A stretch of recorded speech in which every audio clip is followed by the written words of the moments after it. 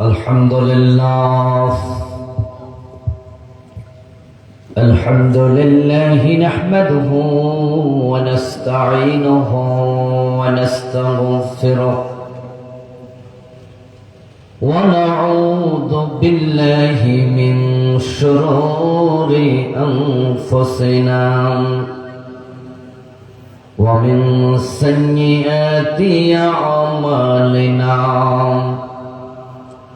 من يهد الله فلا مضل له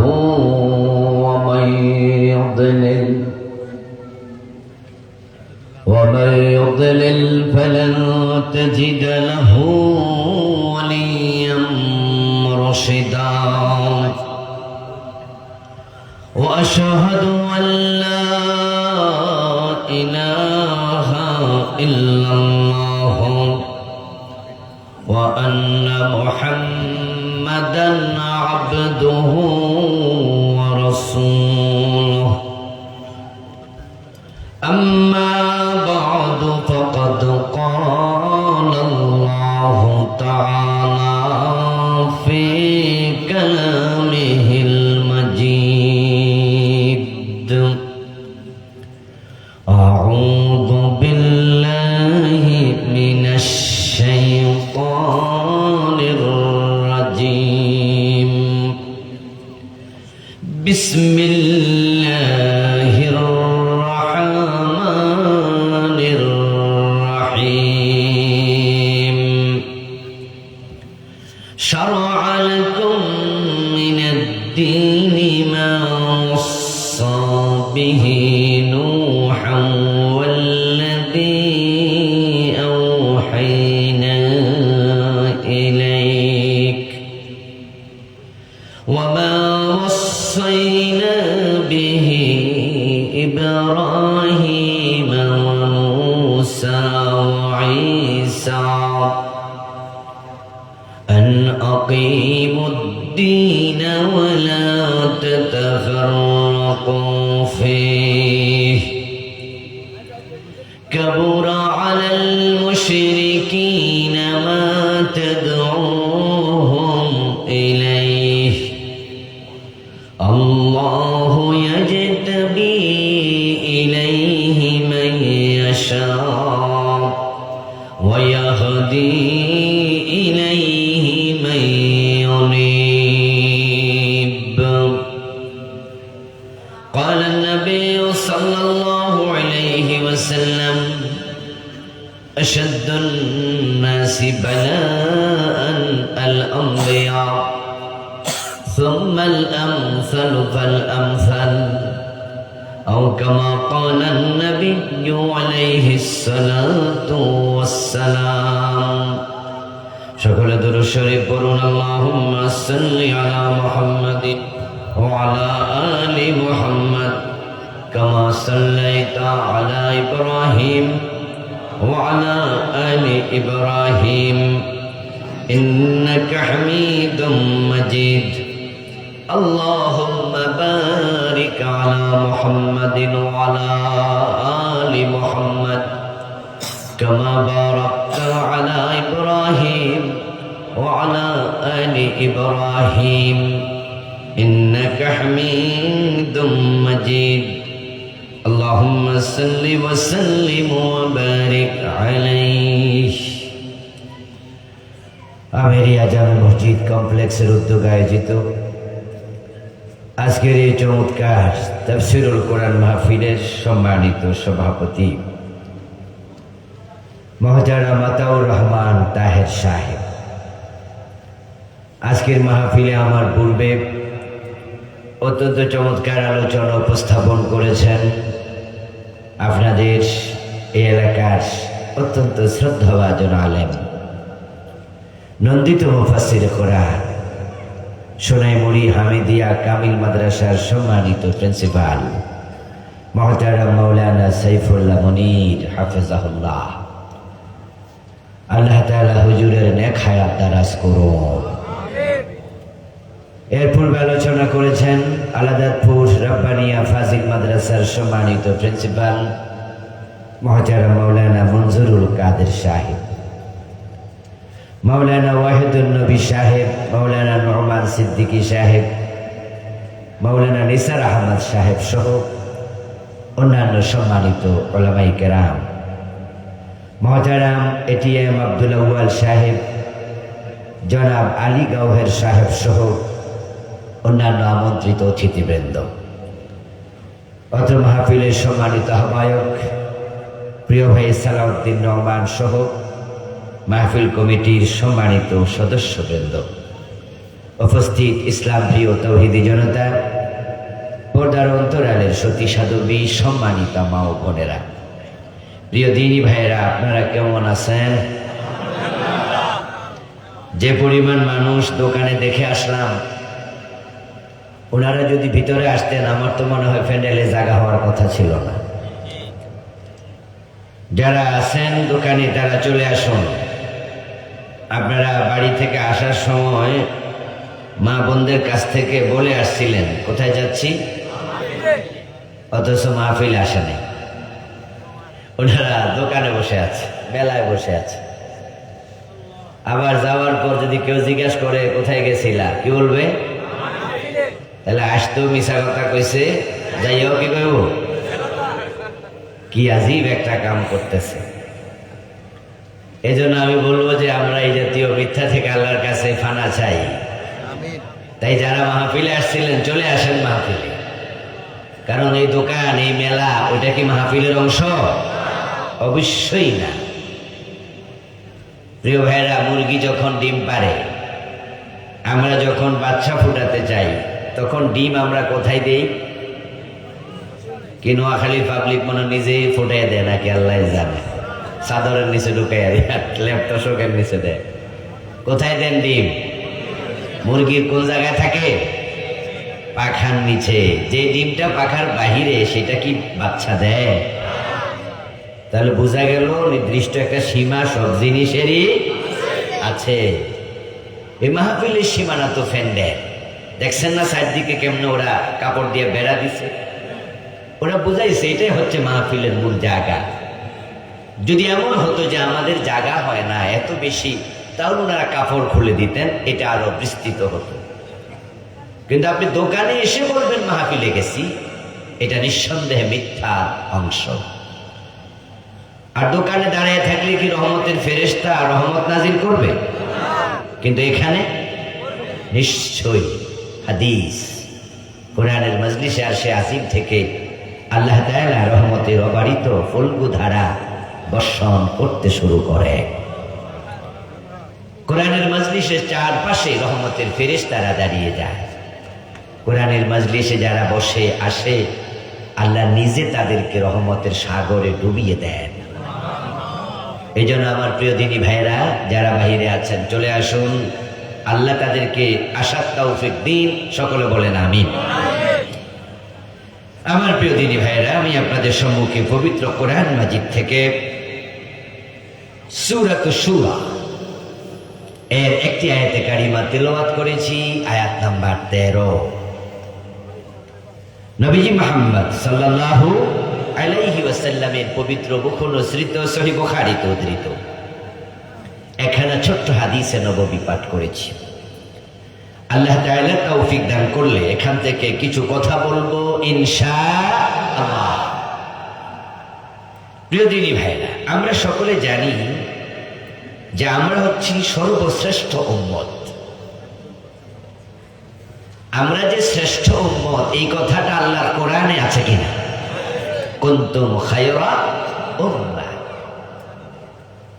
ওয়া কাযালিকা জাআলনাকুম উম্মাতান ওয়াসাতা। কোরআনে আল্লাহ তাআলা বলেন, আমি তোমাদেরকে মধ্যমপন্থী উম্মত বানিয়েছি। খায়রুল উমুরি আওসাতুহা, মধ্যমপন্থী হওয়া মানে শ্রেষ্ঠ হওয়া। ইফরাত এবং তাফরিতের মাঝামাঝি হওয়া।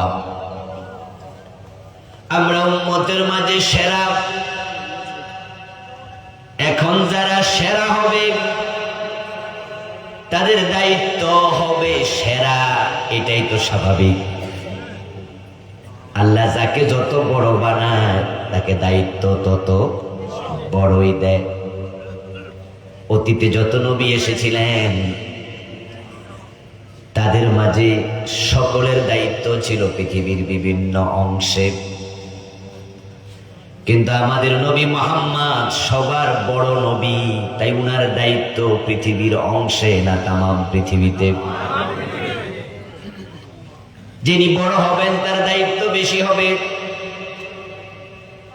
হযরত মূসা আলাইহিস সালামকে আল্লাহ তাআলা দায়িত্ব দিয়েছেন তার কওমের কাছে, হযরত ঈসাকে দিয়েছেন তার কওমের কাছে, হযরত ইব্রাহিম আলাইহিস সালামকে দিয়েছেন তার কওমের কাছে, নূহ নবীকে দিয়েছেন কওমের কাছে। লাকাদ আরসালনা নূহান ইলা কওমিহি, আমি নূহকে পাঠিয়েছি তার কওমের কাছে। ওয়া ইলা সামুদ আখাহুম সালিহা ক্বালা ইয়া কওমি, আমি সামুদ জাতির কাছে নবী সালেহকে পাঠিয়েছি, তিনি বলেছেন ও আমার কওম। ওয়া ইলা আদিন আখাহুম হুদান ক্বালা ইয়া কওমি, আমি আদ জাতির নিকটে হুদ নবীকে পাঠিয়েছি, একটা জাতির নবী তিনি আদ জাতি, তিনিও বলেছেন ও আমার কওমের লোকেরা শোনো। ওয়া ইলা মাদিয়ান আখাহুম শুআইবা ক্বালা ইয়া কওমি, আমি মাদায়ান নামক এলাকায় নবী শুআইবকে পাঠিয়েছি, উনি ওই এলাকার নবী। হযরত ঈসা আলাইহিস সালাম বাতেলহামের নবী, হযরত ইউনূস আলাইহিস সালাম নিনুয়া নামক জায়গার নবী, আর যিনি সবার সেরা নবী তিনি হলেন বিশ্ব নবী। এজন্য আল্লাহ নবীজিকে বলেছেন কুল ইয়া আইয়ুহান নাসু ইন্নী রাসূলুল্লাহি ইলাইকুম জামিআ, ও নবী আপনি বলুন ও পৃথিবীর মানুষ আমি তোমাদের সবার কাছে আল্লাহর নবী, আমি আল্লাহ রাসূল তোমাদের সকলের কাছে। তাহলে যিনি বড় হবেন তার দায়িত্ব বেশি হবে। এখন বলুন তো, যদি বড় দায়িত্ব পাওয়ার পরে কেউ দায়িত্ব পালনে ব্যর্থ হয় তার শাস্তিটা কি কম হয় না বেশি হয়? এটাই নিয়ম। এখন আমরা হলাম উম্মতের মাঝে সেরা, সুতরাং আমাদের দায়িত্ব হবে বেশি। আর যে বড় হয় তার দায়িত্বে যদি গাফলতি পাওয়া যায় তার শাস্তি হয় বেশি। এলাকার মেম্বার যদি তার গায়ে দায়িত্বে গাফলতি দেখায়, তসরুফ করে, সরকারি টাকার মাঝে গোলমাল লাগাইয়া দেয়, কোনো মেম্বারের যাবজ্জীবন জেল হয় না, শুনবেন না কোনো দিন, কারণ তার বাজেট আসে 15,000, 20,000, 50,000, 1 লাখ, আর 20,000, 50,000, 1-2 লাখ টাকা খাইলে বেড়ার কি যাবজ্জীবন জেল মনে? দায়িত্ব কম, তাই তসরুফ করলে শাস্তিও কম। চেয়ারম্যানের বাজেট মেম্বারের চেয়ে কম না বেশি? তাই সেখানে ফাজলামি করলে শাস্তিও হবে। এমপির বাজেট চেয়ারম্যানের সমান না আরো বেশি? তাই সেখানে আবার তসরুফ করলে শাস্তি হয় বেশি। মন্ত্রীর বাজেট আরো বেশি, তাই সেখানে গোলমাল করলে শাস্তি হয় বেশি। এখন আমরা হলাম সেরা উম্মত, উম্মতের দায়িত্ব পালন না করলে শাস্তিও হবে সেরা। এই হলো আমার ভূমিকা। বিখ্যাত আরবি একটি প্রবাদ আছে, মান আরাফা নাফসাহু ফাকাদ আরাফা রাব্বাহু, যে ব্যক্তি নিজেকে চিনবে সে তার রবকে খুঁজে পাবে। কার কি দায়িত্ব সে যদি নাই বোঝে তাহলে সে কেমনে দায়িত্ব পালন করবে?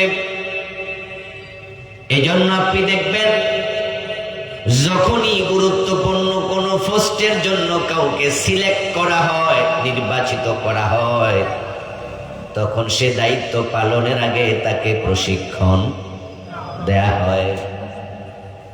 আচ্ছা আপনারা বলুন তো, যারা পুলিশে চাকরি নেয়, সেনাবাহিনীতে চাকরি নেয়, ডাইরেক্ট ক্যাম্পে চলে যায়, ক্যান্টনমেন্টে চলে যায়, নাকি তার ট্রেনিং এ যায়? জয়েন করার পরে 6 মাস ট্রেনিং, 1 বছর ট্রেনিং, 2 বছর ট্রেনিং। আমার দোস্ত, যারা আজকে সরকারের বিসিএস কর্মকর্তা হয়, তারা জয়েন করার পরে কি টিউন হয়ে যায়, ম্যাজিস্ট্রেট হয়ে যায়, অ্যাসিল্যান্ট হয়ে যায় নাকি? শিক্ষিত লোকেরা জানেন জয়েন করার পরেই 1 থেকে 2 বছর লম্বা ট্রেনিং, 6 মাস তো কমপক্ষে বটেই। ওই ঢাকার ভিটিসিতে নিয়ে যায়। সারা বাংলাদেশে যত বিসিএস কর্মকর্তা নেন, সরকার তাদেরকে পিএটিসিতে রেখে 24 ঘন্টা ট্রেনিং এর আওতায় রাখে। কারণ দায়িত্ব পালন করতে হলে তাকে আগে জানতে হবে তার দায়িত্বটা কি। এখন আমরা সেরা উম্মত, আল্লাহ কেন সেরা বানালেন? দায়িত্ব কি জানা দরকার আছে না নাই? কি জানেন দায়িত্বটা কি? কয়জনে কইতে পারবেন? শুধুমাত্র একটাই শুনছেন, আল্লাহ ইবাদত করার জন্য মানুষ বানাইছে। এই কথা যে শুনলেন, এখন ইবাদত কি, কেমনে করে, মূল ইবাদতের কোন কোন পয়েন্ট আছে, এগুলোর উপরে ট্রেনিং কয়জনে নিছেন? এই যে ট্রেনিং নিলেন না, শিখলেন না, না জানার কারণে, না শিখার কারণে, না বুঝার কারণে দায়িত্বে গাফলতি হওয়ার সম্ভাবনা আছে কিনা? এই অবস্থা আল্লাহর কাছে গেলে কি হবে?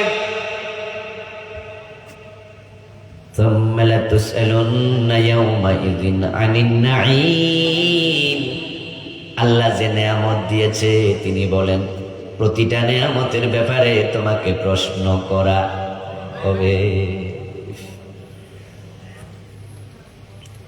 যারা উত্তর জানেন তারা একটু উত্তর দিয়েন, জবাব দিয়েন।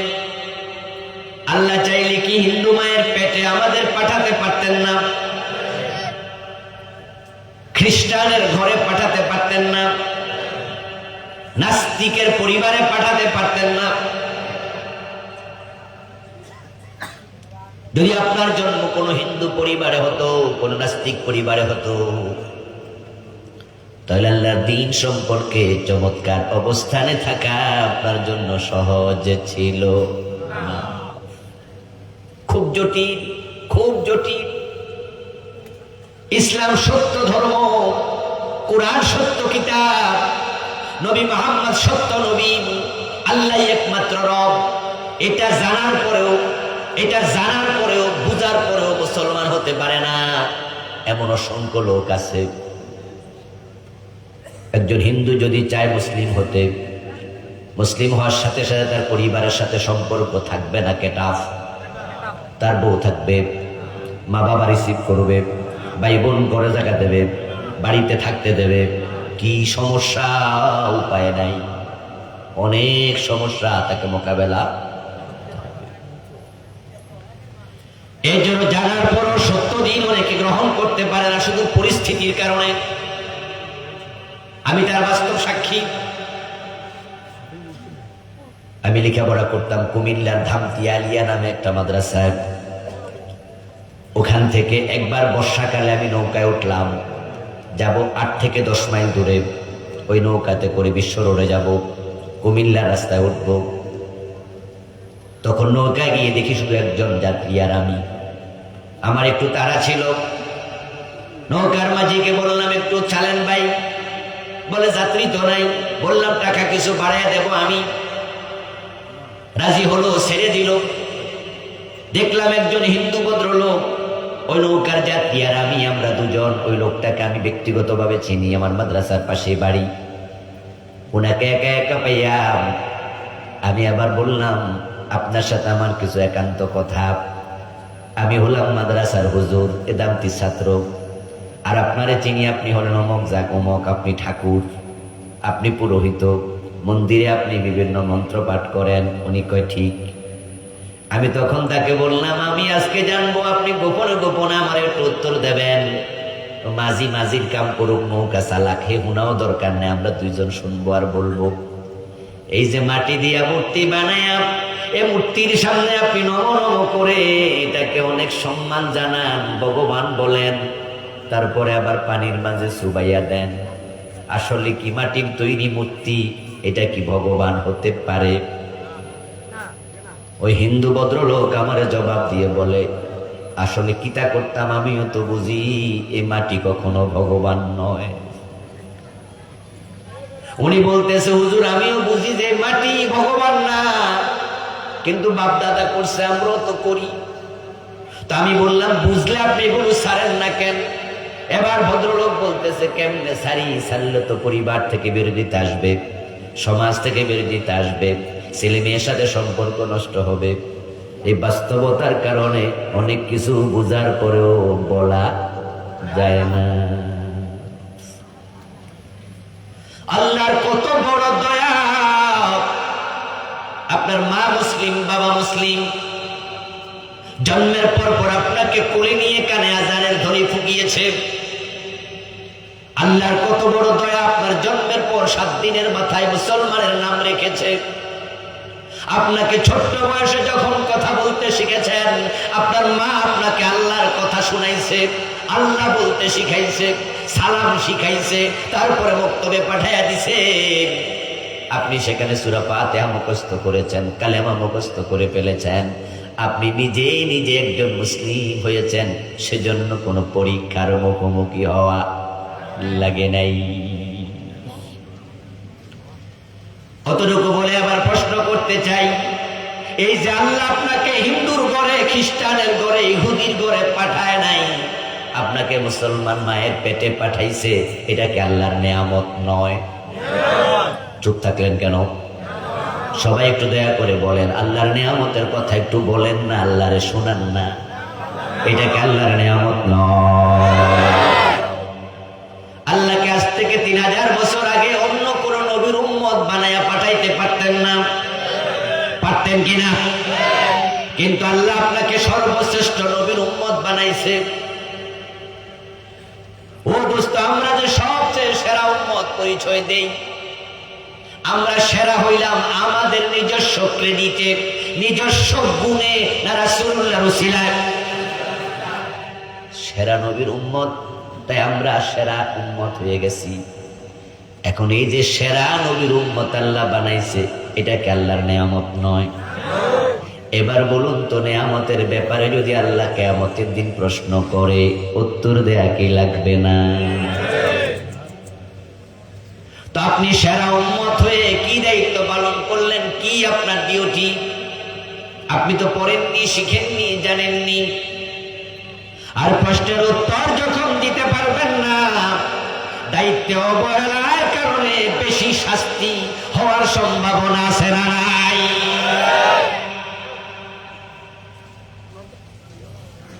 এই শাস্তি থেকে আমরা বাঁচতে চাই। তাই আজকের মাহফিলে আমার আলোচ্য বিষয় হলো উম্মতে মুহাম্মাদীর দায়িত্ব কি? আল্লাহ তাআলা আমাদেরকে কি দায়িত্ব দিয়েছেন, এটা তিনি পবিত্র কোরআনের সূরাতুশ শূরা 13 নম্বর আয়াতে আল্লাহ নিজেই বলেছেন। দায়িত্বটা হলো আন আকিমুদ্দিন ওয়া লা তাতাফাররাকু ফি। আল্লাহ বলেন, শারা'a লাকুম মিনাদ-দীন, তোমাদের জন্য আল্লাহ একটি জীবন বিধান বানাইছে, বিধিবদ্ধ নিয়ম বানাইছে, শরীয়ত প্রবর্তন করেছে। মা ওয়াসা বিহি নূহা, যে বিষয় আল্লাহ নূহ নবীকে অর্ডার করেছিলেন।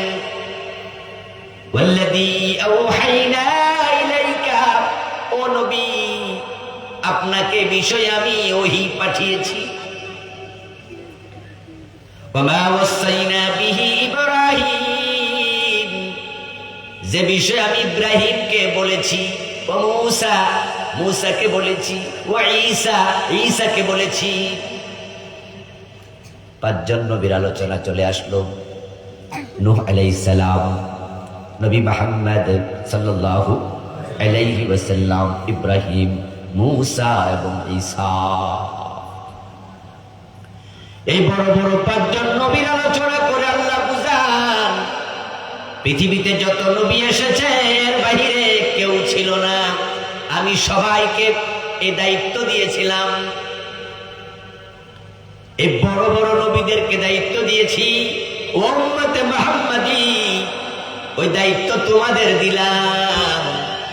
সে দায়িত্বটা হলো আমার জমিনে আমার দিন কায়েম করো। আওয়াজ দিয়ে বলুন তো জমিন কার? সবাই আবার বলুন কার? তাহলে দিন মানে বিধান, ব্যবস্থা, চেতনা, চিন্তা, শাসন, আইন। এবার বলুন জমিন যদি আল্লাহর হয়, আল্লাহর জমিনে আইন চলবে কার? আনাকিমুদ্দিন, দিন কায়েম করো। ওয়ালা তাতাফাররাকু ফী, এবং দিন কায়েমের ব্যাপারে তোমরা মত পার্থক্য করিও না, মতভেদ করো না। মতভেদ অনেক বিষয় জায়েজ, দিন কায়েমের ব্যাপারে হারাম। আবার বলছি শুনুন, শরীয়তে অসংখ্য বিষয়ে মতভেদ জায়েজ, কিন্তু দিন কায়েমের ব্যাপারে মতভেদ হারাম। যেমন আমিন জোরে বলবেন, আস্তে বলবেন, মতভেদ জায়েজ। ইমাম আবু হানিফা বলেছে আমিন বলো আস্তে। ইমাম শাফি বলেছেন নামাজে ওয়ালা দাল্লিনের পরে আমিন বলবে জোরে। হাত কোথায় বাঁধবেন? ইমাম আবু হানিফা বলেছেন আমিন নিচে। ইমাম আহমদ ইবনে হাম্বল রাহিমাহুল্লাহ বলেছেন বুকের উপর। দুইজন বড় বড় আলেম, তাদের ইখতিলাফ জায়েজ। আমার কাছে মাসালা জিজ্ঞেস করবেন, হুজুর আমিন যদি জোরে বলে নামাজ হবে? আমি আপনাকে বলবো ভাই, ইমাম শাফি তো জোরে বলার পক্ষে, নামাজ হবে না কইছে কে? উনিও তো বড় আলেম। আমরাই তো বলি চারি মাযহাব চারোটাই হক, ঠিক না? মাযাহিবুল আরবাআ হাক্কুন, চারি মাযহাবই ঠিক। আপনারা যারা উমরায় গেছেন, হজে গেছেন, মক্কাতে মদিনাতে জোরে আমিন বলার লোক আছে না নাই? এক দুজন না, অসংখ্য। এমন জোরে কয় পুরা ছাদ পর্যন্ত বুম বুম করে ওঠে। আমিন আসতেও যায়, জোরেও যায়, হাত এখানেও যায়, ওখানেও যায়। ও দোস্ত, ইখতিলাফ আছে, ইসলামে ইখতিলাফ ছিল, ভিন্ন ভিন্ন হাদিস পাওয়া যায়, তাই ইখতিলাফ হয়েছে। কিন্তু আল্লাহর জমিনে আল্লাহর দিন কায়েম করা লাগবে। আল্লাহকে ওয়ালা তাতাফাররাকু ফী, এখানে কোনো মতবিরোধ করা যাবে না, ভিন্ন মত পোষণ করার কোনো সুযোগ নেই। এই দায়িত্বটা আল্লাহ তাআলা উম্মতে মুহাম্মাদীকে দিলেন। এবার দিন মানে কি? দিন কি? আল্লাহ নিজে বলছেন ইন্নাদ-দীনা ইনদাল্লাহিল ইসলাম। আল্লাহর কাছে দিন শুধু একটা, সেটার নাম হলো ইসলাম। বলুন তো, ইসলাম সর্বশ্রেষ্ঠ ধর্ম নাকি একমাত্র ধর্ম? দেখি দেখি, বলেন বলেন। আমি বলছি ইসলাম সর্বশ্রেষ্ঠ ধর্ম নাকি একমাত্র? একমাত্রর পক্ষে কে কে আছেন? হাত তোলা দেন দেখি, হাত নামান। সর্বশ্রেষ্ঠ হাত তোলেন। আচ্ছা, এবার বুঝের মাঝে আমরা কিছু সমতা করি, মাঝে মাঝে কিছু ভুল বড় লোকেরও হতে পারে, বড় আলেমেরও হতে পারে, লজ্জার কিছু নাই। কারণ ভুল আছে যেখানে, সংশোধনও সেখানে। শুধু নবীদের ভুল হয় না, কারণ আল্লাহ নবীদেরকে নিয়ন্ত্রণ করেন কে? এজন্য তারা নির্ভুল। আমরা যত বড় আলেম হই, যত বড় পণ্ডিত হই, বাড়ি থেকে 50 কিলো দূরে গেলে পূর্ব পশ্চিম লইয়াও পেঁচ লেগে যায়, ঠিক না? আপনি যদি পাবলিকের নাজি গাইয়া নামাজ পড়া শুরু করেন মসজিদ ছাড়া, তাহলে দেখবেন এমন হইতে পারে বড় ফিসা পূর্ব দিকে ফিরে নামাজ শুরু করে দিচ্ছে। এই জন্য ভুল হওয়ার মাঝে কোনো লজ্জা নাই, হতেই পারে। আমরা বাংলাদেশে ইসলাম সর্বশ্রেষ্ঠ ধর্ম, এই শব্দটা অনেক শুনি, অথচ শব্দটা একবারে ভুল। কারণ কারণ সর্বশ্রেষ্ঠ বাংলাটার কি মিনিং কি? সবার মাঝে সেরা, এই তো কথা। মানে একটা না, অনেকগুলো আছে, এর মাঝে এটা শ্রেষ্ঠ। কিন্তু নাম আল্লাহ বলে ইন্নাদ-দীনা ইনদাল্লাহিল ইসলাম, আল্লাহর কাছে ধর্ম শুধু একটা, এটার নাম হলো ইসলাম। তাই ইসলাম হলো একমাত্র ধর্ম। তাহলে বাকিগুলা কি?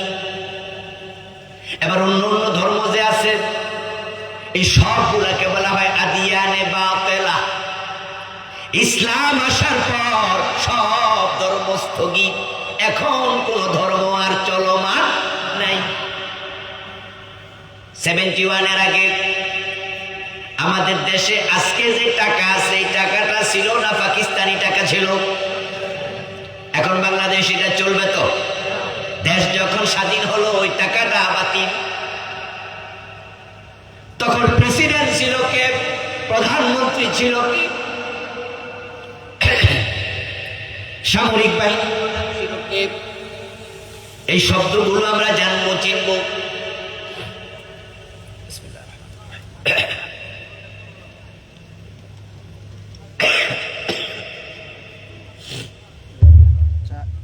দেশ যখন স্বাধীন হয়ে গেল তখন যিনি প্রধানমন্ত্রী ছিলেন তিনি আর নাই, সামরিক বাহিনীর প্রধান যিনি ছিলেন তিনিও নাই, প্রেসিডেন্টও নাই, এখন সব চেঞ্জ। ইসলাম আসার আগে ইহুদি ধর্ম ছিল, খ্রিস্ট ধর্ম ছিল, কিন্তু ইসলাম আসার পর সব ধর্ম স্থগিত। এখন আল্লাহর কাছে ধর্ম শুধু একটা, সেটার নাম কোরআনে আল্লাহ বলেছেন মাইয়াবতাগি গায়রাল ইসলামি দীনান ফালাই ইউকবালা মিনহু, যদি কোন ব্যক্তি ইসলাম বাদ দিয়া অন্য কোন দিন তালাশ করে সেটা তার থেকে গ্রহণ করা হবে না। আজকের পৃথিবীতে খ্রিস্টান পরিচয় দানকারী লোক আছে কিনা? জোরে বলেন, আছে না নাই? খ্রিস্টানরা জান্নাতি না জাহান্নামী? জাহান্নামী। মোমেন না কাফের? কাফের। ইহুদি আছে না নাই? বর্তমান ইহুদিরা মোমেন না কাফের? হিন্দু আছে না নাই? হিন্দুরা মোমেন না কাফের? তাহলে কি প্রমাণ হলো? মুসলিম সারা যারাই আছে যত ধর্মই বলো ইমানদার হওয়ার সুযোগ আর নাই। ইন্নাদ-দীনা ইনদাল্লাহিল ইসলাম, আল্লাহর কাছে একটাই ধর্ম, এটা ইসলাম। একটা ছোট্ট ভুল আমি সংশোধন করলাম, ইসলাম একমাত্র ধর্ম। আরেকটা ভুল আছে, হিন্দুদের যখন দুর্গা পূজা আসে তখন মুসলমানের সন্তানেরা বলে সনাতন ধর্মাবলম্বীদের দুর্গা পূজা আসছে, সনাতন ধর্ম। তারা হিন্দু ধর্মকে বলে সনাতন। সনাতন শব্দের অর্থ কি? ইয়েস, যে কটা অর্থ আছে তার মাঝে একটা হলো পুরাতন।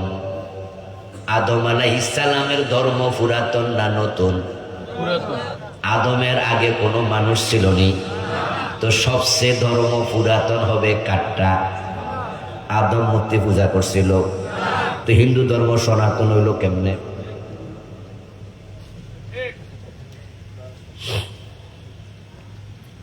হিন্দুরা তাদের এই শব্দটা আমাদের মুখ দিয়ে ঢুকাই দিচ্ছে।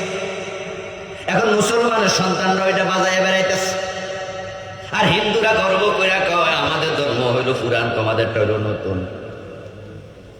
আর বাংলায় প্রবাদ আছে, পুরান চাল পারে।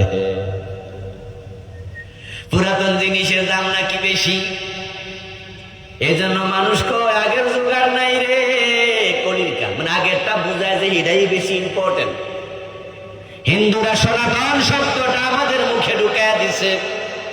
আদমের ধর্মের নামও ছিল ইসলাম, এই জন্য ইসলামের আগে পৃথিবীর কোন ধর্ম নাই। তাই সনাতন ধর্ম যদি হয় সেটার নাম কি? ইসলাম। আনাকিমুদ্দিন, দিন কায়েম করো। তো দিনের নাম যদি ইসলাম হয় তাহলে আমরা বলবো ইসলাম কায়েম করো। এটা হলো উম্মতে মুহাম্মাদের 1 নাম্বার দায়িত্ব। কারণ ইসলাম যদি কায়েম হয়ে যায় তাহলে নামাজ রোজা হজ যাকাতের ওয়াজ আর করা দরকার নাই। ইসলাম কায়েমের দায়িত্ব আল্লাহ প্রিয় নবী মুহাম্মদ সাল্লাল্লাহু আলাইহি ওয়াসাল্লামকে দিলেন। আল্লাহর নবী সাল্লাল্লাহু আলাইহি ওয়াসাল্লাম মাদানী জীবন ইসলাম কায়েম করলেন। ইসলাম যখন কায়েম হয়ে গেল তখন নামাজ পড়ার আর দরকার নাই, আজানের সাথে সাথে দোকানপাট বন্ধ করার আইন তৈরি হয়ে গেল। আজান হলে বেচা কেনা বন্ধ, এমন কথা আল্লাহর কোরআনে আছে না নাই? যদি বাংলাদেশে আমরা এটা চালু করতে পারতাম, আজান হওয়ার সাথে সাথে দোকানপাট বন্ধ হয়ে যাবে, অফিস আদালত বন্ধ হয়ে যাবে 15 থেকে 20 মিনিট, আধা ঘন্টার জন্য। টিউন অফিসে টিউন হবে ইমাম, অফিসাররা হবে মুসল্লি। ডিসি অফিসে ডিসি হবে ইমাম, বাকিরা হবে মুসল্লি। সচিবালয়ে সচিব হবে ইমাম, বাকিরা হবে মুসল্লি। মন্ত্রণালয়ে মন্ত্রী হবে ইমাম, বাকিরা হবে মুসল্লি। যদি অফিস আদালতে অফিসের প্রথম ব্যক্তিকে আমরা ইমামের জায়গায় দাঁড় করায় দিতে পারি, কোন অফিসে আর ঘুষের লেনদেন থাকবে না, এমনি সোজা হয়ে যাবে। আমার প্রিয় ভাইয়েরা, যদি আপনাদের এই পাশের যে বাজার পার হয়ে আসলাম, বড় বাজারটা কি নাম? হাজিরপাড়া বড় বাজার আছে না? চন্দ্রগঞ্জ। চন্দ্রগঞ্জ। একটু কল্পনা করুন তো, যদি আইনটা হতো আজানের পর পর দোকান বন্ধ, ক্রেতা বিক্রেতা সবাই মসজিদে যাচ্ছে, আমাদের নির্দিষ্ট পুলিশ থাকবে, তারা বাজারে টহল দেবে, আজানের সাথে সাথে হ্যান্ড মাইক হাতে নিয়ে বলবে আসসালাত আসসালাত আসসালাত, নামাজে যাও নামাজে যাও। দোকান বন্ধ না করলে দোকানের লাইসেন্স বাতিল করে দেয়া হবে, দোকানদারকে 1 সপ্তাহের জন্য জেল দেয়া হবে। ইমাম আবু হানিফা, শাফি, মালিক, আহমদ ইবনে হাম্বল রাহিমাহুল্লাহ 4 ইমাম একমত, বেনামাজি যদি পাওয়া যায় কোন বালেক, তাকে জেলে ঢুকাতে হবে। ইমাম শাফি বলেছেন জেলে দেওয়ার আগে কিছু পিটনি দিতে হবে। যদি দোকানগুলো বন্ধ হওয়া শুরু হতো, সবাই মসজিদে যেত, ক্রেতা বিক্রেতা, মসজিদে মুসল্লির জায়গা দেওয়া যেত না, এক এক মসজিদে 3 বার 5 বার জামাত হওয়া লাগতো।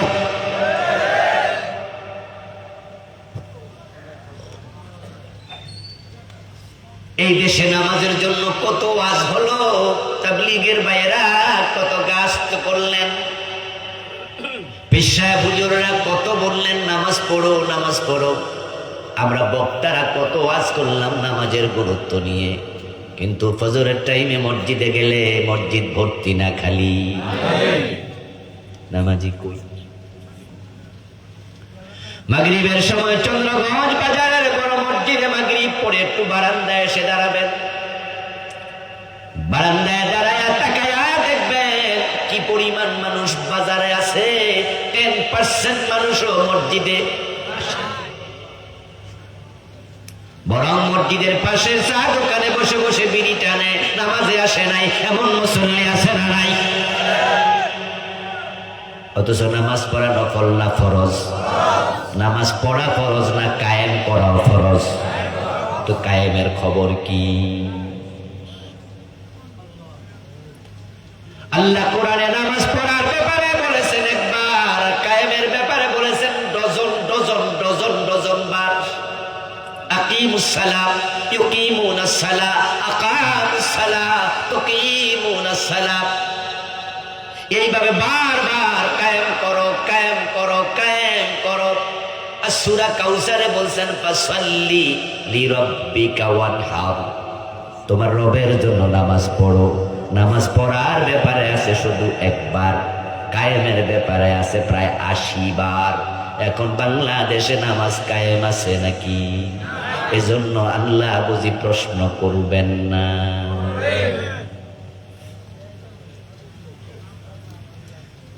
আপনি দেখবেন আপনাদের এলাকায় আমাদের এলাকায় মা বোনেরা যখন বাবার বাড়ি আর স্বামীর বাড়ি কাছাকাছি থাকে, 0.5 কিলোমিটার দূরে অথবা কম বেশি সামান্য, ওই যে দেখা যায় স্বামীর বাড়ি থেকে বাবার বাড়ি রওনা দিয়েছে, বাচ্চা হলো 2টা, একটার বয়স 7 বছর 8 বছর, আর একটার বয়স 6 মাস।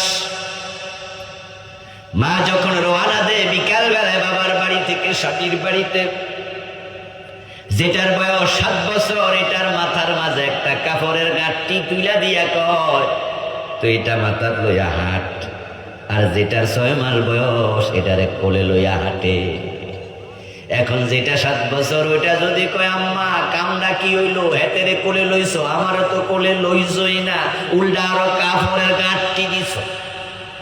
তখন মা জবাব দেবে, তুই হেতের চেয়ে বড়, তাই তোর দায়িত্বটাও বেশি।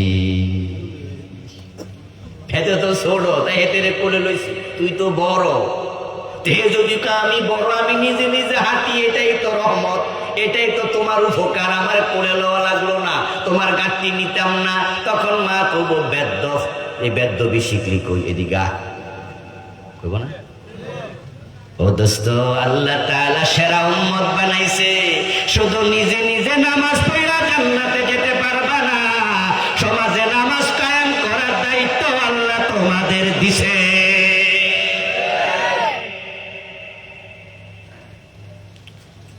ও দোস্ত, দিন যদি কায়েম হয়ে যায়, পর্দার জন্য আর ওয়াজ করা লাগবে না। আমরা আইন করে দেব, কোন মেয়ে অশালীন পোশাক পরে রাস্তায় নামতে পারবে না। ইফটিজিং করলে ছেলেদেরকে যেমন সরকার আইন করে জেলে দেয়, দিন কায়েম হওয়ার পরে উল্টা পাল্টা পোশাক পরে নামলে মেয়েদের ব্যাপারে পোশাকের আইন বানানোই হবে। সুখ হেফাজত করা সহজ হবে। যারা বোঝেন তারা একটু জবাব দেন, বর্তমানে চোখের হেফাজত করা সহজ না কঠিন? অথচ হাদিসে কি আসছে, মান নাযারা ইলা মাহাসিনি ইমরাআতিন আজনুবিয়াতিন ইন আন শাহওয়াতিন সুব্বা ফি আইনাইহি আনু ইয়াউমাল কিয়ামাহ। নবীজি মুহাম্মদ সাল্লাল্লাহু আলাইহি সাল্লাম বলেন, যদি কোনো ব্যক্তি কোনো বেগানা নারীর দিকে শাহওয়াতের নজরে তাকায়, কিয়ামতের দিন তার চোখের মাঝে সীসা গলাইয়া দেয়া হবে। নাউযুবিল্লাহ। আপনি পর্দা করেন, আপনার মা করে, বোনে করে, বউ করে, মেয়ে করে, আপনি নিজেও করেন, আলহামদুলিল্লাহ। আপনার ঘরে বেপর্দা কেউ চলে না, কিন্তু আপনি যখন বাজারে যান চোখের হেফাজত আপনিও করতে পারেন না। ডানে একজন বেপর্দা, বামে একজন বেপর্দা, সামনে একজন বেপর্দা, পিছনে বেপর্দা, কোন দিকে তাকায় হাঁটবেন? ঢাকা শহরের অবস্থা এত খারাপ, আপনি যদি মনে করেন যে একটু উপরের দিকে তাকায় হাঁটবো, দেখবেন ছাদের মাঝে চুল খারাপ হইলে আরেকজন খাড়াই রয়েছে বেপর্দা। ঢাকার রাস্তায় এমনও হয়, এমন যুবতী আছে যার গায়ে ওড়নাটাও নেই। ও দোস্ত, হাজি বলেন, গাজী বলেন, মাওলানা বলেন, সাধারণ মানুষ বলেন, রাস্তায় বের হলে পর্দা করা কঠিন। সিনেমা দেখার জন্য সিনেমা হলে যাওয়া লাগে না, পোস্টার গুলো এমন জায়গায় লাগায় যেখানে কানা বেড়ার চোখও যায়। একটা 100 টাকার আয়না কিনবেন, চেহারা দেখবেন, চুল আছড়াবেন, আয়নাটা উল্টায় দেখবেন আয়নার পিছনেও নায়িকার ছবি দিয়ে বসে আছে। বেহায়াপনা কাকে বলে? এক সময় সিনেমা দেখার জন্য হলে যাওয়া লাগতো, এখন আর হলে যাওয়া লাগে না। মোবাইলের ভিতরে সিনেমা হল আছে না নাই? এখন সিনেমা তো যুবকদের হাতে হাতে আছে। এই জাতিকে কেমনে বাঁচাবেন? আর জি বাংলা স্টার জলসার কারণে মুসলমানের ঘরগুলো সিনেমা হল হয়ে গেছে। কেমনে বাঁচাবেন জাতিকে? কেমনে বাঁচাবেন? আপনার শখ হলো একটু তারেক মনোয়ার সাহেবের ওয়াজ শুনবো, আবুল কালাম আজাদ ভাইয়ের একটু আলোচনা শুনবো, ইউটিউবে ঢুকলেন, ফেসবুকে গেলেন, আপনি ওয়াজ শুনছেন আল্লামা সাঈদী রাহিমাহুল্লাহ, কিন্তু দেখবেন এর মাঝখানে আইসা একটা অ্যাড দিয়া দেয়, একটা মাইয়া লাফানো শুরু করে দেয়। ফেসবুকে আপনি যা চান না তাও মাঝে মাঝে এসে যায়। এগুলো নিয়ন্ত্রণ কেমনে করবেন? ওয়াজ করলে জি বাংলা বন্ধ হবে না, স্টার জলসা বন্ধ হবে না, আকাশের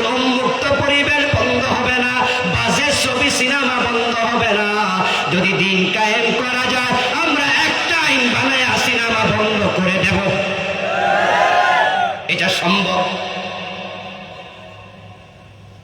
দিন কায়েম করা বড় জরুরি, বড় জরুরি। এ দায়িত্ব আল্লাহ প্রিয় নবীকে দিলেন, দিলেন উম্মতে মুহাম্মাদিকে। ও প্রিয় ভাইয়েরা, আজকে বাংলাদেশে সুদের যে সরাসরি কি পরিমাণ সুদ এই সমাজে ঢুকেছে, কেউ দেয়, কেউ খায়, কেউ লিখে, কেউ সাক্ষী হয়। অথচ প্রিয় নবীজি বলেছেন সুদ খেলে ৭৩টা গুনাহ হয়। সবচেয়ে ছোটটা হলো নিজের মায়ের সাথে জেনা। লিররিবা ৭৭ বাবা আইসারুহা আন ইয়ানকিহা আর-রাজুলু উম্মাহু মান আকালা দিরহামা রিবা ওয়া হুয়া ইয়ালাম আন্নাহু আশাদ্দু মিন ৩৬ জিনা। প্রিয় নবীজি বলছেন সুদ খেলে ১ টাকা আমলনামায় ৩৬ বার জেনার গুনাহ লিখে দেয়া হবে। ১ টাকা সুদ খেলে ৩৬ বার জেনা হবে। ১০০ টাকা সুদ খেলে ৩৬০০ বার জেনার গুনাহ হবে। ১০০০ টাকা সুদ খেলে ৩৬০০০ বার জেনার গুনাহ হবে। জান্নাতে কেমনে যাবেন? কেমনে জান্নাতে যাবেন? এই যে আপনার চন্দ্রগঞ্জ বাজার আর হাজিরপাড়া বাজারে যান, দোকানদার যদি ১০০ জন থাকে, খবর নিয়ে দেখবেন ৯৫ জন সুদের উপরে টাকা এনে বসে আছে।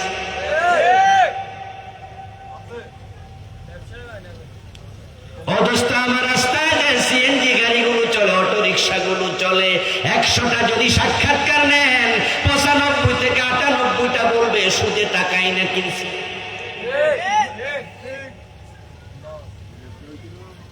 ছেলে বিদেশ পাঠাচ্ছে সুদে টাকা এনে, দোতলা বিল্ডিং করছে সুদে টাকা এনে।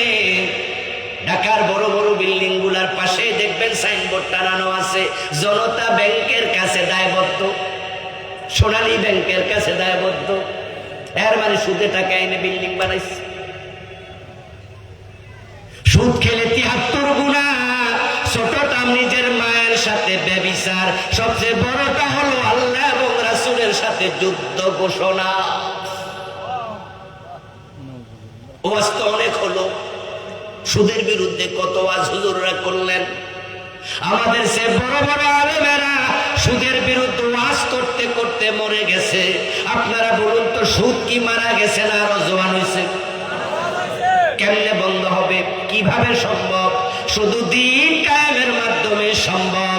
যদি ১৫১ জন কোরআনওয়ালা সংসদে পাঠানো যায়, একদিনে সুদ বন্ধ করা যাবে।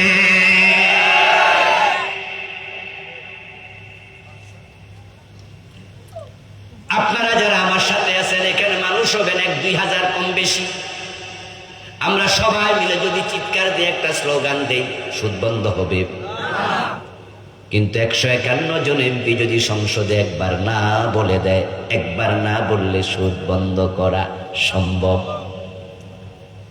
দিন কায়েম করো। দিন যদি কায়েম হয়, তাহলে ইসলামটা সমাজে প্রস্ফুটিত হবে গোলাপের মতো। রাসূলুল্লাহকে আল্লাহ তাআলা দায়িত্ব দিলেন, তিনি দায়িত্ব পেলেন, আলহামদুলিল্লাহ। মক্কায় চেষ্টা করেছেন ১৩ বছর, কিন্তু পারলেন না।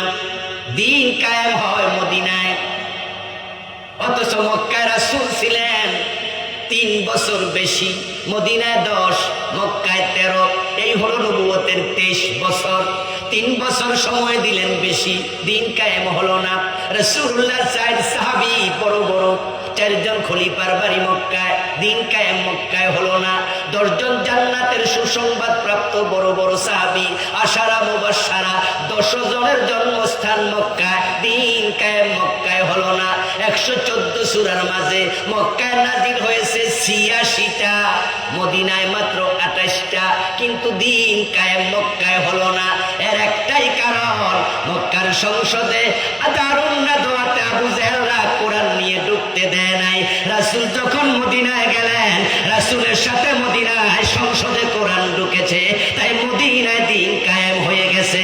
সেই জমিনে কেউ দিন কায়েম করতে চায়, ওই দেশের সংসদে কোরআন ঢুকানো লাগবে।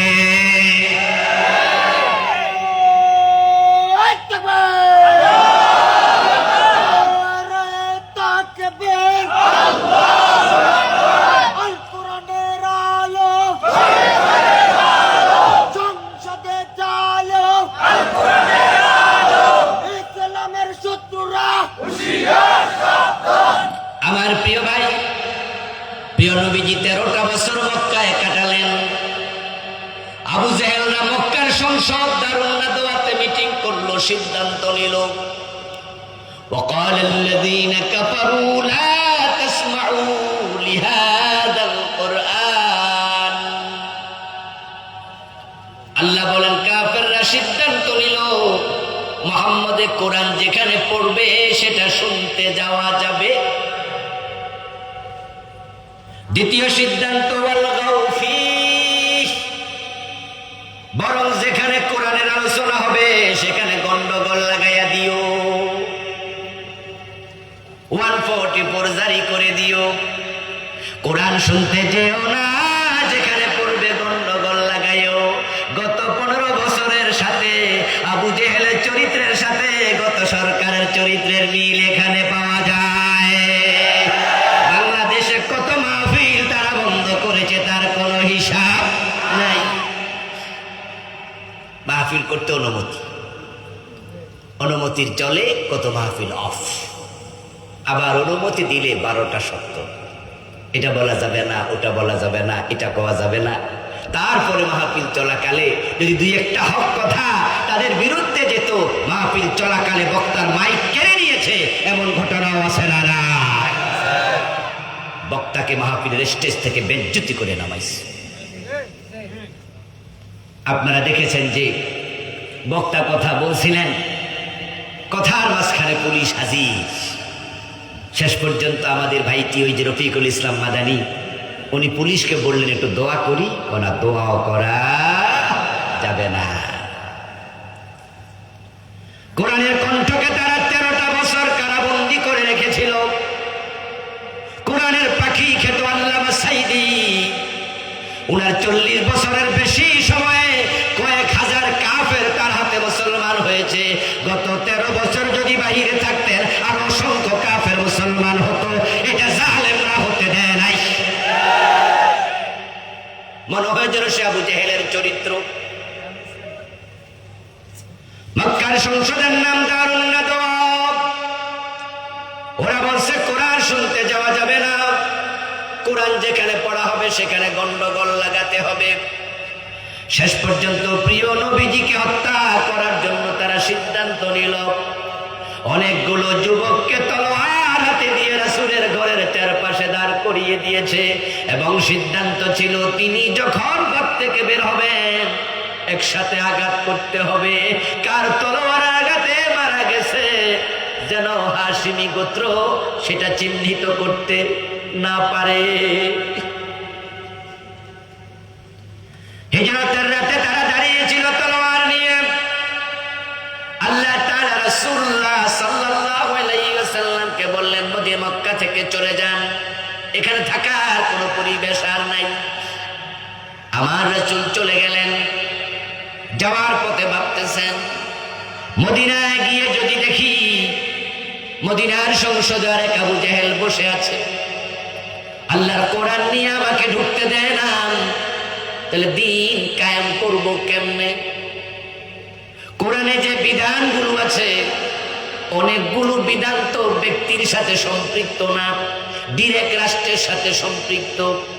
রোজা নিজে নিজে রাখা যায়, হজ একা একা করা যায়, নামাজও একা একা পড়া যায়, পর্দা একা একা করা যায়, কিন্তু চোর ধরে হাত কাটার কাজ ব্যক্তির না রাষ্ট্রের। মদ পান করলে 80 বেত লাগানোর দায়িত্ব ব্যক্তির না রাষ্ট্রের। জেনা করলে 100 বেত লাগাতে হবে, এমন বিধান কোরআনে আছে না নাই? আয-যানিয়াতু ওয়াজ-যানি ফাজলিদু কুল্লা ওয়াহিদিন মিনহুমা মিআতা জালদা। আল্লাহ বলে নারী এবং পুরুষ জেনায় যদি লিপ্ত হয় তাহলে 100 বেত লাগাইয়া দাও। বলুন তো 100 বেত ব্যক্তির দায়িত্ব না রাষ্ট্রের? এখন মক্কায় তো রাসূল এগুলো কায়েমের কোনো পরিবেশ পান নাই, কারণ সংসদে কোরআন ঢুকানো যায় নাই। আইন কেমনে হবে কোরআনের পক্ষে? তিনি ভাবছেন মদিনায় যাইয়া লাভ কি, যদি মক্কার পরিবেশ মদিনাতেও থাকে। মানুষের অন্তরের খবর সবচেয়ে বেশি জানেন কে? জোরে বলুন, কে জানেন? আল্লাহ রাসূলের কলবের দিকে তাকিয়ে দেখেন আমার নবীর কলবে দুশ্চিন্তা। জিবরিলকে পাঠিয়ে দিলেন, যাও আমার রাসূলকে একটা দোয়া শিখিয়ে দাও। নবী দোয়া করলেন কোরআনের আয়াত, ওয়াকুল রাব্বি আদখিলনি মুদখালা সিদকিন ওয়া আখরিজনি মুখরাজা সিদক ওয়াজআল লি মিন লাদুনকা সুলতানান নাসীরা। সবাই আওয়াজ দিয়া বলেন সুবহানাল্লাহ। ও নবী, আপনি আমার কাছে রাষ্ট্র ক্ষমতা চাইয়া দোয়া করেন। আপনি বলেন ওয়াজআল লি মিন লাদুনকা সুলতানান নাসীরা। ও আল্লাহ, আমি মদিনায় যাচ্ছি, যেন তোমার দিন কায়েম করতে পারি, তুমি আমাকে রাষ্ট্র ক্ষমতা দিয়ে সাহায্য করো। সুবহানাল্লাহ। আপনি আমার কাছে চান। এবার আপনাদের কাছে জানতে চাইবো, বলুন তো ক্ষমতার মালিক কে? কি কইতাছেন? ঠিক কইরা কইতাছেন নি? বুঝা শুনা কয়েন। আমাদের সংবিধানে লেখা আছে ক্ষমতার মালিক জনগণ। এই জন্য আমাদের নেতারা মাইক হাতে নিয়ে কয়দিন পরে নির্বাচনের আগে বলবে জনগণ সকল ক্ষমতা। নাউযুবিল্লাহ পড়েন। সাবরেন্টির মালিক আল্লাহ, সার্বভৌমত্বের মালিক আল্লাহ, ক্ষমতার মালিক আল্লাহ, জনগণ ক্ষমতার মালিক। এটা যারা বলে তারা মুশরিক হয়ে যায়, এটা শিরিক। আমাদের সংবিধানে শিরিক লেখা আছে, কুফরি লেখা আছে। এই জন্য তো সংবিধান পরিবর্তনের কথা আমরা বলি। এই 53 বছরের সংবিধান আমাদেরকে সুখ দিতে পারে নাই, সমৃদ্ধি দিতে পারে নাই। ডক্টর কামালের লিখে সংবিধান ব্যর্থতায় পর্যবসিত হয়েছে। এই জন্য আমরা দাবি তুলতেছি, এই সংবিধান সরাইয়া আল্লাহর কোরআনকে সংবিধান বানাতে হবে।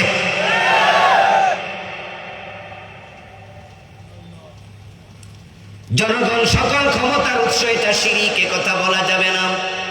আল্লাহর কোরআনের বক্তব্য, আন্নাল কুওয়াতা লিল্লাহি জামিআ, সব ক্ষমতার মালিক কে? কুলিল্লাহুম্মা মালিকাল মুলক তুতিল মুলকা মান তাশা ওয়া তানজিউল মুলকা মিম্মান তাশা। ও নবী, আপনি বলুন, ও রাজাদি রাজা আল্লাহ, তুমি যাকে চাও ক্ষমতা দাও, তুমি যাকে চাও ক্ষমতা থেকে সরাইয়া দাদার বাড়ি দিল্লিতে পাঠাইয়া দাও। ঠিক না? ক্ষমতার মালিক কে? 5 তারিখে টের পান নাই? এতদিন আমরা শুনছি জনগণ ক্ষমতার মালিক, কত নেতা কইছে, কিন্তু নেতারা 300 জন একসাথে পালাইছে। অথচ তাদের হাতে ছিল সেনাবাহিনী, তাদের হাতে পুলিশ বাহিনী, তাদের হাতে বিজিবি, তাদের হাতে র্যাব, তাদের হাতে আনসার, তাদের আছে কোটি কোটি কর্মী। সব তাদের। তারা ক্ষমতা ছেড়ে পালায় কেন? প্রমাণ হয়ে গেল আসলে ক্ষমতা মানুষের হাতে নাই, ক্ষমতার মালিক কে? ওরা ঘোষণা করছিল ভিশন 2041, করে নাই? 2041 কি বুঝাইছে? 41-এর আগে আমরা সর্বনাম 41 পর্যন্ত আসি। 41 সব দূরের কথা। ওয়াকার মিয়া কয় ম্যাডাম 45 মিনিট সময় নাই, পালান পালান পালান, তাড়াতাড়ি পালান। যদি পাবলিক আসে আপনারে আমরা ট্যাকেল দিতে পারবো না। ক্ষমতা চাইরা এমন ভাবে পালাইছে, রান্না করা খাবার খাইয়া পালানোর সময় পায় নাই।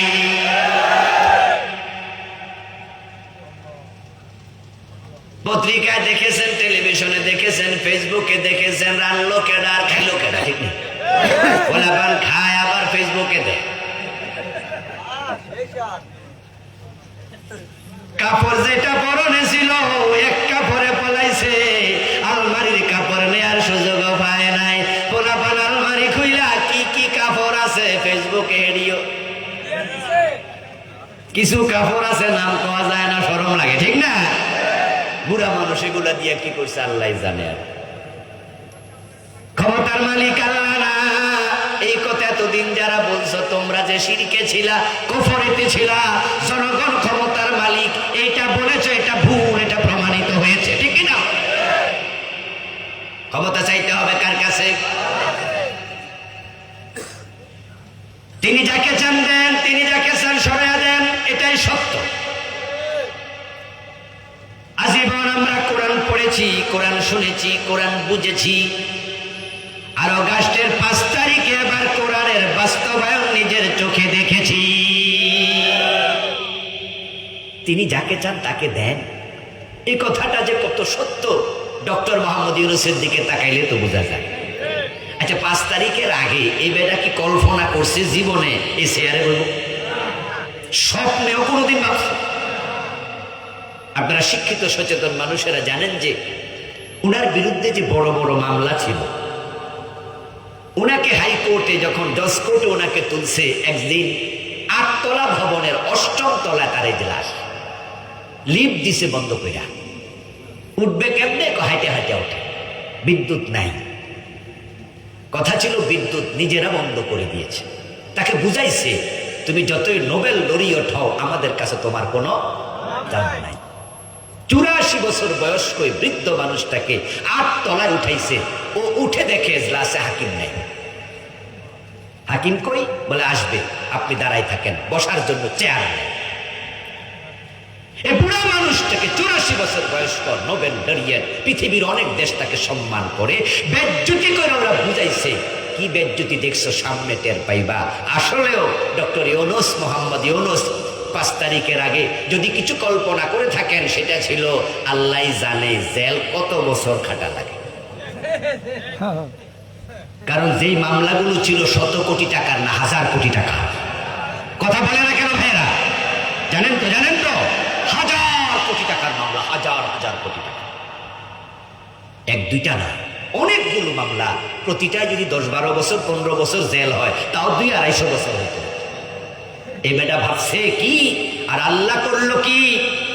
আপনাদের জিজ্ঞাসা করতে চাই, ক্ষমতা যে আল্লাহ দেয় তার প্রমাণ ইউনূসের মাঝে আছে কিনা? এবারে যে আন্দোলন, বৈষম্য বিরোধী আন্দোলন, ইউনূস মিয়া কি আন্দোলন রাস্তায় নাম ছিল? তার ছেলে মেয়ের নাম ছিল? ও বেটা ছিলই না, ভাবেও না। আন্দোলন করলো পোলাপান। সরকার যখন পালিয়ে চলে গেল, তখন পোলাপান ওনার মোবাইল নাম্বার সংগ্রহ করে বলছে, স্যার আপনি একটু আসেন, আমার রব কিভাবে কাকে সরায় কাকে বসায়। আমার রাসূল যাচ্ছেন মদিনায়, আমার রাসূল কোথায় যাবেন, কোথায় থাকবেন, কোথায় খাবেন, কার বাসায় উঠবেন, কিচ্ছু জানেন না। এবার প্রিয় নবী সাল্লাল্লাহু আলাইহি ওয়াসাল্লাম যখন হিজরত করছিলেন, তখন তার সাথে খাবার দাবারও নাই। আল্লাহর হাবিবের শেলিকা মায়েশার বোন আসমা বিনত আবি বকর রাদিয়াল্লাহু তাআলা আনহুমা যখন রাসূল এবং আবু বকর দুইজন মিলে গারে সাউরাত গোপনে আছেন, তখন তিনি একজন দাসকে দিলেন কিছু খাবার, রাসূলের কাছে দিয়ে আসো। খাবারও সাথে নাই। হযরত আসমা নিজের যে গাগরাটা পরনে ছিল, সালোয়ারটা পরনে ছিল, ওই সালোয়ার থেকে ওনার যে কোমর বন্ধনী সেটা খুলে মাঝখান দিয়ে টান মাইরা ছিলেন। ছিঁড়ে 1 টুকরা দিয়া নিজের কাপড় বানলেন, আর 1 টুকরা দিয়া রাসূলুল্লাহর খাবারের পোটলা বানলেন। এজন্য উনাকে বলে যাতুন নেতাকাইন। আমার রাসূলকে খাবার পাঠানো লেগেছে, 3 দিন খেলেন, তারপরে রওনা দিলেন। পথে কি খাবেন জানেন না, এতদিনহীন মানুষের বকরির দুধ দহন করে করে খাইয়া খাইয়া মদিনায় গেলেন। কোথায় উঠবেন জানেন না, কোথায় থাকবেন জানেন না, একবারে ঘর সারা বাড়ি সারা দিনহীন নবী। উনাকে আল্লাহ দোয়া শিখায়, আপনি আমার কাছে রাষ্ট্র ক্ষমতা চান। আল্লাহ জানে তিনি চাইলে পথের কাঙ্গালকেও প্রেসিডেন্ট বানাইতে পারেন। রাসূল রাষ্ট্র ক্ষমতা চাইয়া দোয়া করছেন। আপনাদের কাছে বলছি, বলুন তো ওই দোয়াটা আল্লাহর কোরআনে এখনো আছে না নাই? তো রাষ্ট্র ক্ষমতা চাওয়া এটা কোরআনেরই তো আয়াত, রাসূলুল্লাহ চেয়েছেন। কিন্তু আমরা যখন রাষ্ট্র ক্ষমতা চাই, তখন বলে হুজুরদের লোক ক্ষমতায় যাওয়া, আমাদেরকে টিপ্পনি কাটে, এমন আছে না নাই? হুজুররা আবার ক্ষমতার কথা বলে কেন? হুজুররা আবার এটা বলে কেন? ও দোস্ত, আমরা রাষ্ট্র ক্ষমতা রাসূলের চিন্তা মাথায় রেখে চাই। ইসলামের ফৌজদারি আইন চালু করতে হলে রাষ্ট্র ক্ষমতা লাগবে। কোরআনে আছে চোর ধরে হাত কাটো। আইন না বানালে কিভাবে হবে? আর আইন বানানোর জন্য কোরআন ওয়ালাদেরকে সংসদে যাওয়া লাগবে। তোমরা যারা 53 বছর ধরে দেশ চালাচ্ছ, চোর ধরে হাত কাটার আইন তোমরা তো কেউ ঢুকাও নাই। কেন ঢুকাইবা? তোমরা নিজেরাই তো অনেকে চুরি করার ধান্দায় রাজনীতি করো। যদি চুরি করার ধান্দা মাথায় না থাকতো তাহলে নির্বাচনের সময় 5 কোটি 10 কোটি টাকা খরচ কেন করে? এটা হলো পুঁজি লাগায়, সামনে চুরি করবে চিন্তা। না, আপনারা তো এখন সবাই জেনজি, নতুন জেনারেশন। এখন আমরা সবাই খুব গুগল, ইউটিউব, আমাদের কাছে ফেসবুক হাতের মুঠোয়। আপনি গুগলে এখনই সার্চ দেন বাংলাদেশের এমপিদের মাসিক বেতন কত। এমপিদের মাসিক বেতন সর্বসাকুল্যে 1.5 লক্ষ টাকার মতো। বাংলাদেশের একজন এমপির বেতন যদি 1.5 লক্ষ টাকা হয়, 1 বছর হবে 18 লক্ষ টাকা। 5 বছর এমপি থাকলে সে 1.5 কোটি টাকা পাবে না। তো নির্বাচনে 5 কোটি খরচ করে কেমনে? টাকা টুকর থেকে। সে তো চুরি করার চিন্তায় রাজনীতি করছে।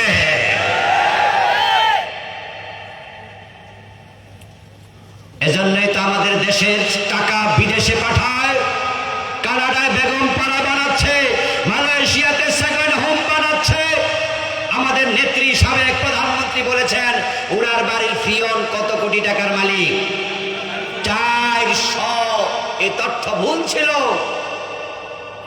আজকে আমার দেশ পত্রিকার অনলাইন ভার্সনে এসেছে, ওই ফিয়নের অ্যাকাউন্টে মোট টাকা জমা হয়েছে 626 কোটি। উনি বলছিলেন 400 কোটি, তাহলে 226 কোটি কম হয়েছে আর কি। 626 কোটি টাকা। আপনাদেরকে প্রশ্ন করতে চাই, এই টাকা কি চাকরি করে কামাইছে না চুরি করছে? পুলিশের সাবেক আইজিপি বেনজির, তার টাকার অঙ্ক 10,000 কোটি টাকা।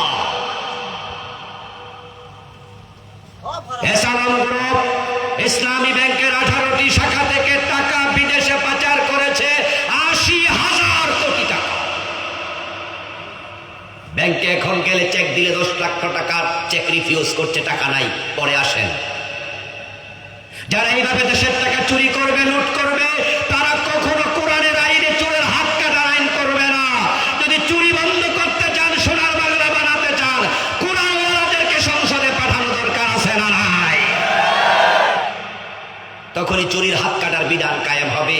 চোর ধরে হাত কাটা নফল না ফরজ, শখের বিষয় না, আল্লাহর আইন। নবীজি মুহাম্মদ সাল্লাল্লাহু আলাইহি সাল্লাম বলেছেন, আমার মেয়ে ফাতেমা যদি চুরি করে আমি ফাতেমার হাতটা কাটবই। আল্লাহর হাবিব দোয়া করলেন, আল্লাহ আমার রাষ্ট্র ক্ষমতা দেও। রাসূলের দোয়া আমাদের জন্য সুন্নত। এখন বাংলাদেশে দিন কায়েমের জন্য রাষ্ট্র ক্ষমতা চাই, আপনি দোয়া করছেন কয়বার? রাসূল তো দোয়া করলেন, ওয়াজআলনি মিন লাদুনকা সুলতানান নাসীরা, আমার রাষ্ট্র ক্ষমতা দেও আল্লাহ। রাষ্ট্র ক্ষমতা পাইলে সবাই যে চুরি করে না। হযরত ইউসুফ আলাইহিস সালাম তিনিও মিশরের রাষ্ট্র ক্ষমতায় ছিলেন। যখন সেখানে দুর্ভিক্ষ হলো, তখন দুর্ভিক্ষের সময় তাম দুনিয়ার বিভিন্ন দেশ থেকে উনার কোষাগারের খাদ্যের জন্য মানুষ হাজির হতো।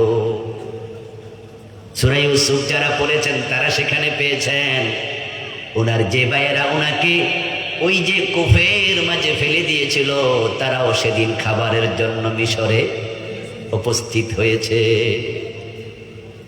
ইউসুফ আলাইহিস সালাম সেদিন ওনার ভাইদেরকে দেখে চিনে ফেলেছিলেন।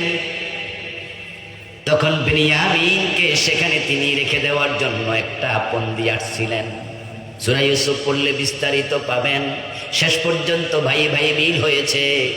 হযরত ইউসুফ রাষ্ট্রপ্রধান হয়ে তসরুফ করেন নাই। হযরত ওমর রাষ্ট্রপ্রধান যখন হলেন, কোন প্রজা না খেয়ে আছে খবর নেওয়ার জন্য রাতের বেলা তিনি মানুষের বাড়িতে চলে যেতেন।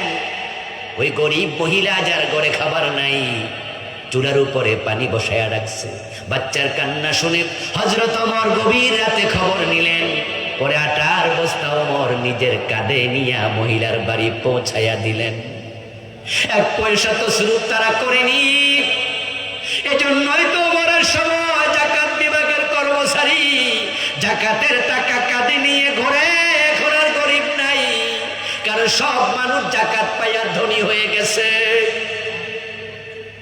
সেই নমুনা আমরাও দেখেছি বাংলাদেশে। এখন থেকে 15 বছর আগে যান, দুজন মন্ত্রী আলেম ওলামাদের মাঝে, ইসলাম ওয়ালাদের মাঝে ছিল। মাওলানা মতিউর রহমান নিজামী, আলী হাসান মোহাম্মদ মুজাহিদ, বুঝার জন্য বলছি। ওই দুইজন 5 বছর মন্ত্রী ছিলেন, দেশের টাকা লুট করছেন কত? 1 পয়সাও না। বরং ফখরুদ্দিন মঈনুদ্দিন যখন গভর্নমেন্টে আসলো, সাবেক 2 প্রধানমন্ত্রী সহ কতজনকে ধরলো, কত নেতা ধরলো, কত চোর ধরলো। ওই 2 জনকে মাইক্রোস্কোপ দিয়া, টর্চলাইট দিয়া যাচাই করছে, 1 টাকা দুর্নীতি পায় নাই। ও দোস্ত, কোরআনের আইন যদি কায়েম হয়, চোর ধরে হাত কাটা শুরু করা যায়, চুরি বন্ধ করা যায়, সোনার বাংলা হতে 20 বছর লাগবে না। দিন কায়েম না হলে মাদক বন্ধ হবে না। কত দরকার দিন কায়েম, কত দরকার। এটা আল্লাহ দায়িত্ব দিছে, এমনি দেয় নাই। এই যে মাদকের বিপক্ষে আমরা সবাই কথা বলছি, মাঝে মাঝে আমাদের নেতারা মাইক হাতে নিয়ে বলে আমাদের সরকার মাদকের ব্যাপারে 0 টলারেন্স। মদের বিরুদ্ধে এমপি, মদের বিরুদ্ধে মন্ত্রী, মদের বিরুদ্ধে পুলিশ, মদের বিরুদ্ধে চেয়ারম্যান মেম্বার, মদের বিরুদ্ধে ইমাম খতিব, মদের বিরুদ্ধে মুসল্লি, মদের বিরুদ্ধে ইমাম বক্তা হুজুর, সবাই মাদকের বিরুদ্ধে। কিন্তু এরপরও বলুন তো, বাংলাদেশে মদ আছে না নাই? তো বন্ধ হলো না কেন? বন্ধ কেমনে হবে? বন্ধের কোনো পরিকল্পনাই তো নাই। সরকার মুখে বলছে আমরা মাদকের ব্যাপারে 0 টলারেন্স, বাস্তবে তারা একটা মাদক বিরোধী অফিসও বানাতে পারে নাই। বরং যে অফিস আছে মদের বিরুদ্ধে, রাষ্ট্রীয় অফিস, ওইটার নাম হলো মাদক নিয়ন্ত্রণ অধিদপ্তর। তার অফিস আপনাদের লক্ষ্মীপুরেও আছে, মাদক নিয়ন্ত্রণ অধিদপ্তর। আপনাদের কাছে আমার জিজ্ঞাসা, আমরা নিয়ন্ত্রণ চাই না নির্মূল চাই? তো তারা নির্মূল অধিদপ্তর বানাইল না কেন? উদ্দেশ্যটা কি? উদ্দেশ্য কিন্তু ভালো না, কারণ তারা জানে যে ওদের মাঝে মদখোর অফিসার আছে না নাই, মদখোর নেতা আছে না নাই। হোটেল সোনারগাঁয়ে মদের বার আছে কিনা? শেরাটনে আছে কিনা? রেডিসনে আছে কিনা? ওখানে রিক্সাওয়ালা ছেলে মদ খেতে যাবে, দিন মজুরের ছেলে যাবে, আমাদের মধ্যবিত্তরা কেউ যাবে? ওখানে কারা মদ খেয়ে বারে নাচে, লাফায় কারা? এই নেতাদের ছেলে সাঙ্গ পাঙ্গরা। তাই তারা আইন বানাইছে মাদক নিয়ন্ত্রণ। এই ড্রাইভার, 100-তে চালাইও না, 80-তে যখন স্পিডে গাড়ি চালায়, 90-তে চালায়, আমরা বলি নিয়ন্ত্রণে রাখো, নিয়ন্ত্রণে চালাও। নিয়ন্ত্রণ মানে কি স্টার্ট বন্ধ করে বসে থাকা? আমরা বুঝাই যে 40, 50, 60-এ চালা। তো ওরাও বুঝাইছে নির্মূল দরকার নাই, কিছু কিছু খাও, নিয়ন্ত্রণে খাও। যেই দেশে মদের আইন দুরকম, সাধারণ পাবলিক মদ খেলে জেলে দেবে, পুলিশ নিয়ে পিটাবে, থানায় নিয়ে এলাকারা ঢুকাবে, আবার বড় লোকের ছেলেরা হোটেল শেরাটনে খেলে সেলুট দেবে। 2 রকম আইন দিয়ে কখনো মাদক নির্মূল করা যাবে না। ওমরের মতো আইন লাগবে, 80 বেত লাগাও। হযরত ওমর নিজের ছেলেকেও ছাড় দেয় নাই। যদি সেটা চালু হয়, নেতাদের ছেলেকেও 80 বেত লাগাতে হবে। 6 মাস আইন চললে আমরা আল্লাহর কসম দিয়ে বলতে পারবো, 6 মাস পরে বাংলার সীমানায় মাদক পাওয়া যাবে না।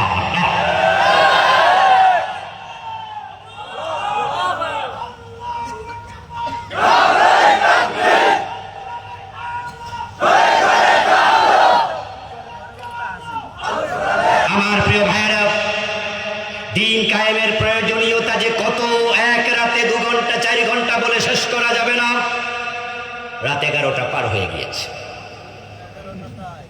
কালকে জুমাস উত্তরা পড়াবো, তারপরে ফ্লাইটে সাতকানিয়া, চিটাং গিয়ে মাহফিল করব। ঢাকায় পৌঁছতে লেগে যাবে 4 থেকে 4.5 ঘন্টা, জ্যাম লাগলে আরো বেশি। আজকে আর আগালাম না, তবে একটি কথা বলে শেষ করব, সেটি হচ্ছে দিন কায়েমের সম্ভাবনা, নতুন সূর্য বাংলাদেশে উদিত হতে যাচ্ছে। ইতিমধ্যে আপনারা দেখেছেন সর্বনায়ের পীর সাহেব এবং ইসলামী আর একটি বড় দলের নেতা একসাথ হয়েছে। ওনারা জাতিকে মেসেজ দিচ্ছে দিন কায়েমের জন্য আলেমরা একসাথ হওয়ার সম্ভাবনা দেখা দিয়েছে। আমরা ইসলামরা যদি কোরআনের পক্ষে এক হয়ে যেতে পারি, ইসলামী বিপ্লবে আমারই হয়ে যাবে ইনশাআল্লাহ। আলেমরা এক হলে আলেমরা পালিয়ে যাবে, বিপ্লব কেউ ঠেকাতে পারবে না। কোরআনকে সংসদে পাঠাতে আপনারা একমত আছেন না নাই? কারা কারা একমত আছেন কোরআনের পক্ষে হাত তুলে দেখান। নারায়ণ তাকবীর।